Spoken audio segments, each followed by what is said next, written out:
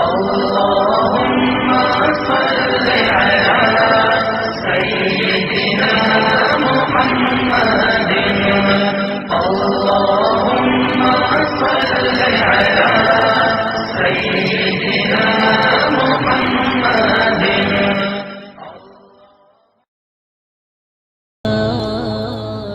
جو 6 بر اعظم پھرے ہیں ختم ہی ہو کے رہ گئی. سب سے زیادہ نفرت کی آگ اس امت کے اندر بھڑک رہی، سب سے زیادہ حسد کی آگ اس امت کے اندر بھڑک رہی، سب سے زیادہ بغض کی آگ اس امت کے اندر بھڑک رہی، اور اس کی لپیٹ میں خاندان بھی ہیں، گھر بھی ہیں، افراد بھی ہیں، عورتیں بھی ہیں، مرد بھی ہیں. میرے نبی کی زندگی کی سب سے خوبصورت چیز آپ کے عالی اخلاق ہیں. میرے نبی نے لمبی نمازیں پڑھی، اللہ نے کہا مجھے نہیں چاہیے، تھوڑی کر، درمیانی پڑھ. ما انزلنا علیک القرآن لتشقی. میرے نبی نے ایک دفعہ سارا مال دے دیا، خالی ہاتھ بیٹھ گئے. اللہ نے کہا نہیں میرے نبی اتنا بھی خرچ نہ کر، کچھ بچا کے بھی رکھ. لا تبسطها کل البسط فتقعد ملوما معصورا. میرے نبی نے انسانیت کا غم زیادہ کیا، دکھ کڑھن تبلیغ میں زیادہ کھپے تو اللہ نے اس سے بھی روک دیا. فلا تذهب نفسك عليهم حسرات. میرے محبوب اتنا غم نہ کر کے آپ خود فوت ہو جائیں. لیکن جب میرے نبی نے اخلاق اچھے دکھائے تو اللہ نے شاباش دی، انک لعلی خلق عظیم. میرے حبیب اللہ آپ کو شاباش دیتا ہے، آپ کے اخلاق بڑے عالی شان ہیں. میرے بھائیوں اور بہنوں، اپنے گھروں میں خوشیاں دیکھنا چاہتے ہو تو اپنے نبی والے اخلاق سیکھ لو. اللہ کی قسم شکل صورت سے گھر آباد نہیں ہوتے، سونے چاندی زیور پاؤنڈ ڈالر سے گھر آباد نہیں ہوتے. گھروں کی آبادی کا تعلق ایک دوسرے کے ساتھ اچھے سلوک کے ساتھ ہے. اگر اولاد کا سلوک والدین کے ساتھ ٹھیک نہیں تو والدین کی زندگی آگ بن جاتی. والدین کا سلوک اولاد کے ساتھ ٹھیک نہیں تو اولاد تباہ و برباد ہو جاتی. خامند کا سلوک بیوی کے ساتھ اچھا نہیں تو بیوی کی زندگی ختم ہو جاتی. بیوی کا سلوک خامند کے ساتھ اچھا نہیں، خامند کی زندگی ختم ہو جاتی. بھائی کا سلوک بھائی کے ساتھ اچھا نہیں تو دشمنیاں رقابتیں پیدا ہو جاتی ہیں. زندگی کی خوبصورتی کا تعلق آپ کے رویوں کے ساتھ ہے جو میرے نبی نے بتائے، وہ آپ کے پیسوں کے ساتھ نہیں ہے. ایک جھونپڑا بھی خوشحال زندگی گزار سکتا ہے اگر اس میں اخلاق زندہ ہیں. ایک محل والا بھی اچھی زندگی، خوبصورت زندگی گزار سکتا ہے اگر اس میں نبی والے اخلاق زندہ ہیں.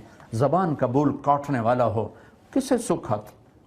میں لاہور میں تھا، ایک بڑے ارب پتی پارٹی مجھ سے کہنے لگے ایک صاحب کی بیگم آپ سے ملنا چاہتی ہیں. میرے جیسے 200 آدمی اس کی جیب میں آ جاتے ہیں. یہ اس کے ورڈنگ تھے کہ میرے جیسے 200 آدمی اس کی جیب میں آ جاتے ہیں، خود وہ اربوں پتی آدمی، میں اس کو ذاتی طور پر جانتا ہوں. اس کی بیگم آپ سے ملنا چاہتی. میں ملا اور بیان تھا ایسی جیسے اب آپ میں بیان ہو رہا ہے تو اس میں مسورات بھی تھی، مرد بھی تھے. تو وہ ملنے کے لیے خاتون آئیں. وہ باسے لوگ ملنے آتے ہیں، پہلے اپنا کوئی تھوڑا بہت غم سناتے ہیں، پھر وہ رونا شروع کرتے ہیں. وہ خاتون نے بیٹھتے ہی رونا شروع کر دیا، بات ہی شروع نہیں کی، بات ہی آنسوں سے کی.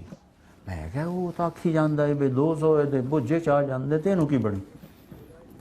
وہ کہنے لگے مولانا میری کیا زندگی، آپ میرے کپڑے دیکھ رہے ہوں گے، زیور دیکھ رہے ہوں گے، دولت، میں اس دولت کو آگ لگانا چاہتی ہوں، مجھے کچھ نہیں چاہیے. میرے خامند کا سلوک میرے ساتھ اچھا نہیں ہے، مجھے اس پیسے کی کوئی ضرورت نہیں، مجھے اس گاڑیوں کی، ان زیور کی کوئی ضرورت نہیں ہے، میں اس دولت کو آگے لگاؤں. میرے خامند کا میرے ساتھ سلوک اچھا نہیں ہے. یہ ایک کھربوں پتی آدمی کی بیگم میرے سامنے آنسوں سے روئی ہے. کس پر روئی ہے؟ پیسے کی کمی، زیور سونے چاندی کی کمی، خامند کے سلوک. اور چند دنوں پہلے کراچی آ رہا تھا تو ہمارے ہاں پی آئی اے کا پائلٹ، ایک بڑی اچھی پوسٹ، باعزت ریزنیبل پوسٹ ہے، اچھی تنخواہ بھی ہے، خوشحالی بھی ہے. اسے پتہ چلا میں جہاز میں تو وہ آ گیا اور وہ میرے سامنے رونے لگا کہ مولانا صاحب میری زندگی برباد ہو گئی. کیا؟ پہلے اس نے تعارف کیا، میں پائلٹ ہوں، میں ساری دنیا میں پھرتا ہوں پر میری زندگی تباہ ہے. کیا ہوا؟ کہ میری بیوی کی 20 فٹ لمبی زبان. میں کہا 2 انچ نہیں، کہ نہیں 2 انچ نہیں 20 فٹ ہے، پوری 20 فٹ. میں کہا بے تو وٹھیا میں نہیں وٹھیں دی، میں کی کرا.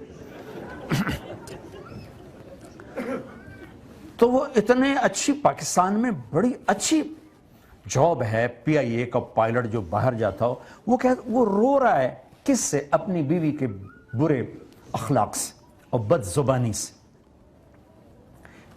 صرف کر کے بچہ باپ کو بول دے تو اس کی ساری رات کی نیند اڑ جاتی. ماں کو آنکھ دکھا دے بیٹی تو اس کی نیند اڑ جاتی. میرے نبی سے پوچھا گیا یا رسول اللہ قیامت کب آئے گا؟ کہا اللہ کو پتہ کب آئے گی۔ کہا جی کوئی نشانی تو بتائیں۔ کہا جب ماؤں کو ذلیل کیا جائے گا آ جائے گی۔ آپ کے ہاں تو رشتے ناتوں کو کوئی پہچانتا نہیں کہ ماں کسے کہتے ہیں، باپ کسے کہتے ہیں۔ میرے نبی نے کہا کاش میری ماں زندہ ہوتی، تم دیکھتے میں کیا کرتا۔ میں عشاء کی نماز کے مصلی پہ کھڑا تھا، سورۃ فاتحہ پڑھ رہا تھا، اور ادھر سے میری ماں کہتی محمد، تو میں نماز توڑ کے کہتا اماں جی لبیک، حاضر ہوں۔ تمہیں کیا گلہ دوں؟ اسلامی ملکوں کا بھی یہی حال ہے، کوئی نہیں ماؤں کو پوچھتا۔ کوئی لاکھوں ماؤں میں ایک خوش نصیب ماں ہوتی ہے جس کی اولاد اس کی رضا دیکھتی ہے، ورنہ ماؤں کو بلکتے روتے تڑپتے سسکتے دیکھا۔ اللهم صل على سيدنا محمد اللهم صل على سيدنا